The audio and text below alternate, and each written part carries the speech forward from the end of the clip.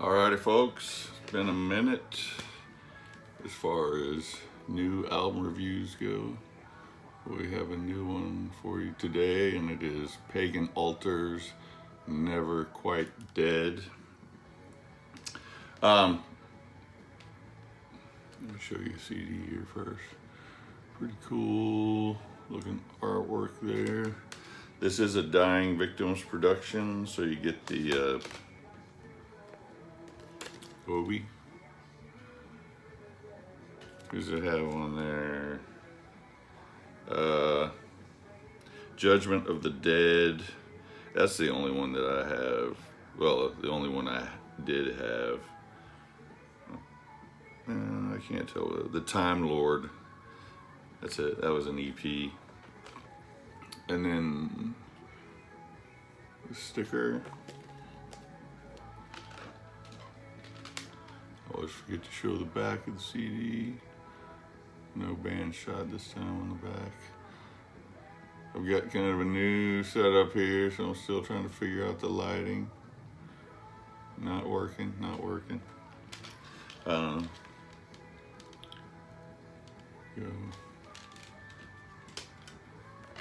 This out. Got the tri candle. Common their albums. I think Savage Master used to try candle. Their latest release also. Get it without some glare on there. Nice thick booklet.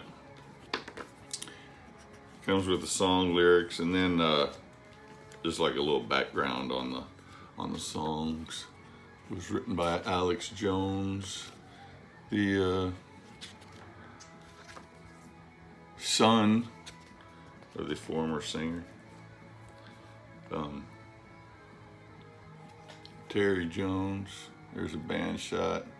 It shows a 5-piece there because Dennis Schneider plays guitar when they're live. They're a 5-piece.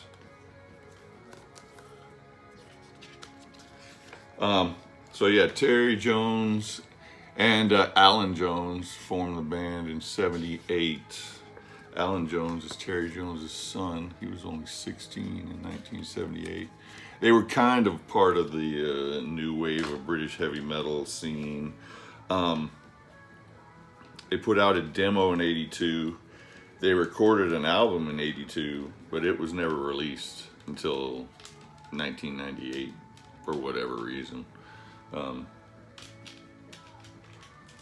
No label support. I mean, who knows, back then it could have been a number of things. So yeah, that album was, even though it was recorded in 82, I'm sorry, I think I said 78. They were formed in 78. They released the demo in 82. They recorded their first album in 82. But it was never released until 98. It was just called Volume 1. They recorded another album that wasn't released either until like 2004. And they got back together in 2004, and then they've pretty much been together ever since then. And then Terry died in 2015 from cancer. RIP, rest in peace. They did release an album in 2017 called The Room of Shadows, which was some stuff that I believe had been recorded around 2013, but health issues, I guess, have prevented it from being finished. Then they went back and did some touch-ups on it and all that, and then released it in 2017. Then they brought in the new singer, whose name is Brandon Radigan. He also sings for Summerlin's. Been with them since 2020. So he sang on Dream Killer, which came out in 2022, which got a lot of critical acclaim. He also sings for Savage Oath, who just released an album last year called Divine Battle. And then he sings for a black metal band called Torture Chain, who has been putting out stuff since 2008, but is basically a one-man project.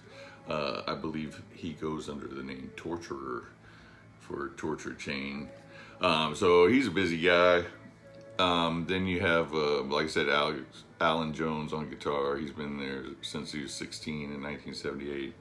I believe his name is Diccon Harper on bass. He's been with the band since 2007. Left once, came back, I believe. Then Andy Green on drums, who came in 2008, and then he left once and came back too.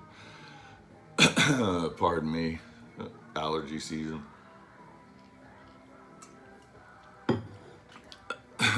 So yeah, this is their first release with Brandon Radigan on vocals.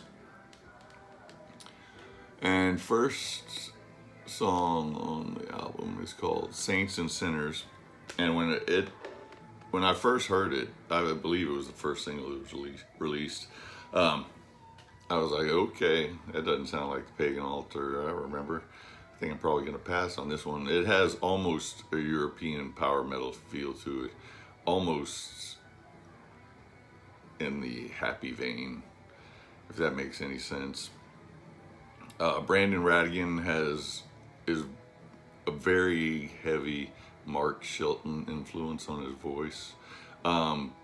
Terry Jones had a Mark Shelton thing going on in his voice too, but it's much more prominent with Radigan.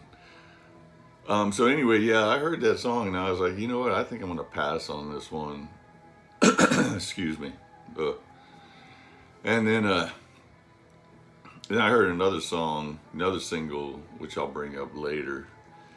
And I completely forgot that I had heard Saints and Sinners. And I was like, oh man, that song sounds killer. I'm going to go get this. So I went and pre-ordered it. And then after I pre-ordered it, I heard Saints and Sinners again. And I was like, oh crap, I remember I heard that song already.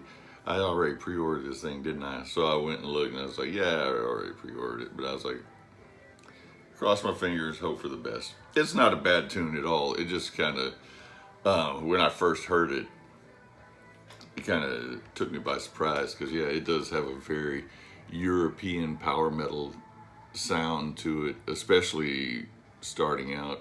Your next song is called Liston Church. It's got a good guitar riff before it goes in this kind of melancholy intro.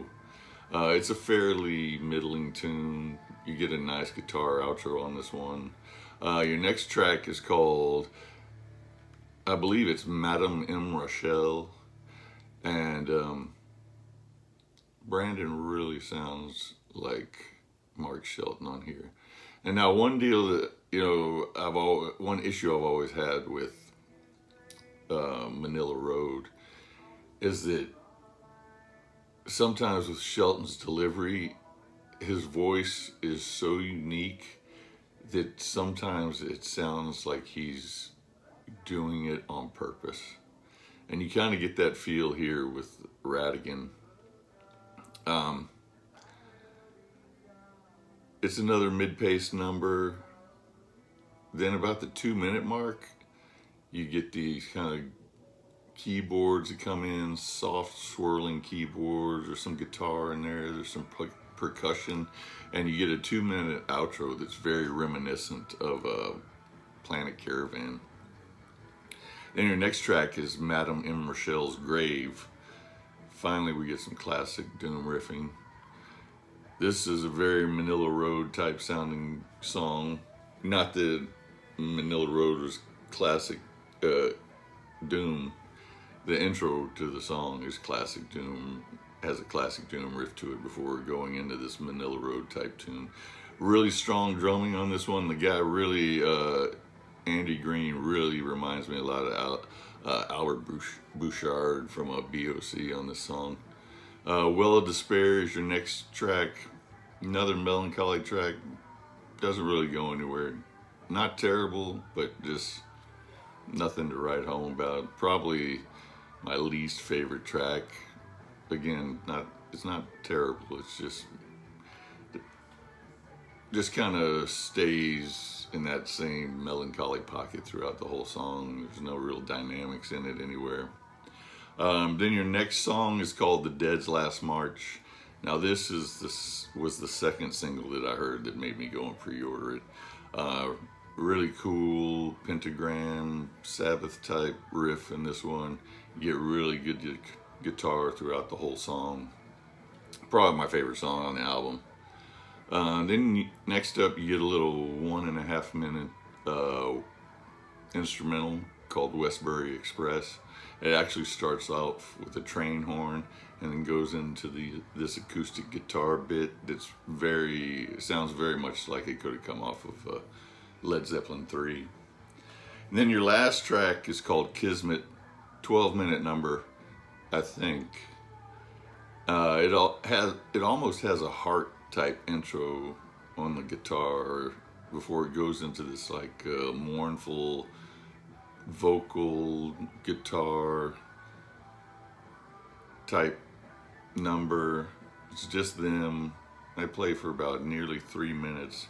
Then the riff comes crushing in.